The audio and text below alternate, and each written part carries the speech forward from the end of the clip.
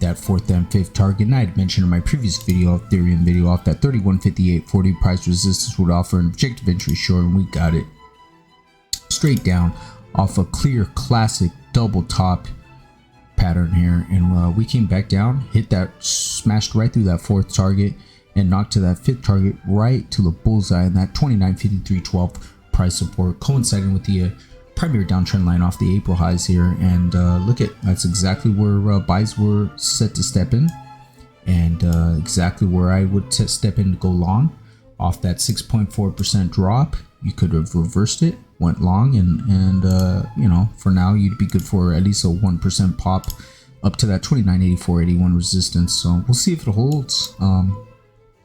Again, you could sort of see where it was starting to struggle here off that last previous candle in the last 2 hours, and boom, got rejected. Here we are at that 60-minute chart, each candle representing 60 minutes, and we're really, what's just a little bit more concerning for longer traders is some of the really momentum indicators are pretty damaged here on the MACD and oscillator, seeping through its zero line, and we've got the RSI here hanging off the skin of its teeth with the positive divergences intact. So we'll see what happens. Again, this is a pretty good crucial moment, and pretty great inflection point as well.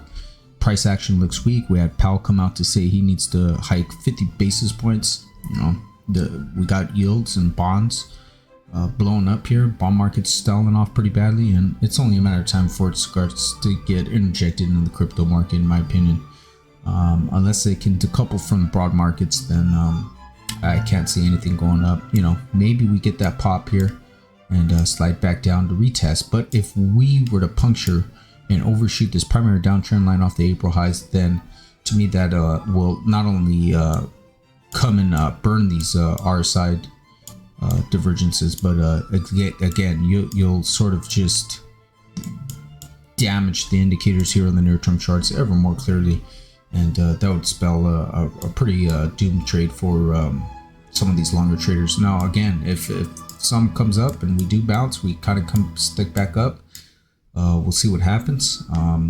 But the bull traders and these Ethereum traders need to step in pretty quickly here before it starts to get pretty ugly. Here we go. I'll start zooming out here, the 4-hour chart, each candle representing 4 hours, and again, basic, it's pretty much the same momentum here. We do have some of these momentum indicators still intact here.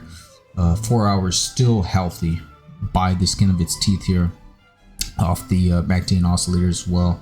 Again, these could turn into huge negative divergences pretty quickly, and they would be large divergences going back till the end of really at the end of March there. So we'll see how this ends up playing out.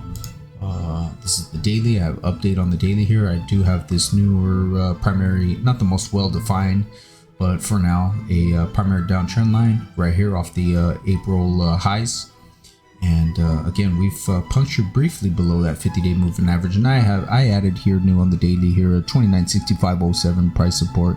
And I truly believe if we can take that out, take out the previous lows here, especially the of last week here on the 18th, then I believe we'll get some pretty heavy selling. Again, here, just like the 4-hour, on the skin of its teeth here are the MACD and oscillator. Oscillator's already sunk through its zero line, but we've got the MACD here potentially just shoring up, and if not, again, we'll just only build steeper divergences. And will sort of look like this, and they will be very steep divergences if that's the case. We'll sink through its oscillator, through its zero line, huge level. That's where a lot of traders, in my opinion, will probably be keeping their eye on that 29.6507, and you know, for its next trench change, because if we do sink through below, then it'll start to get pretty ugly. So keep an eye on that 29.6507 level. And again, that 30-60-15 for a breakout. That's what some bullish traders would like to see. They want to see a recovery of that 50-day moving average at least, and a breakout to the upside for this uptrend really to continue, because the uptrend will still keep intact here. It's still a bullish breakout in the longer term setup here. It's still a breakout off this classic inverse head and shoulder.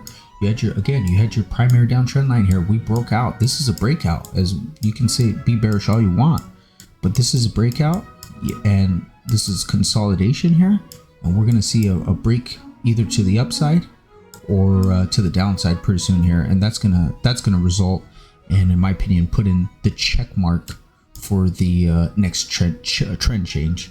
So I'll keep you updated, and if I see anything new that plays out here, I'll keep you updated.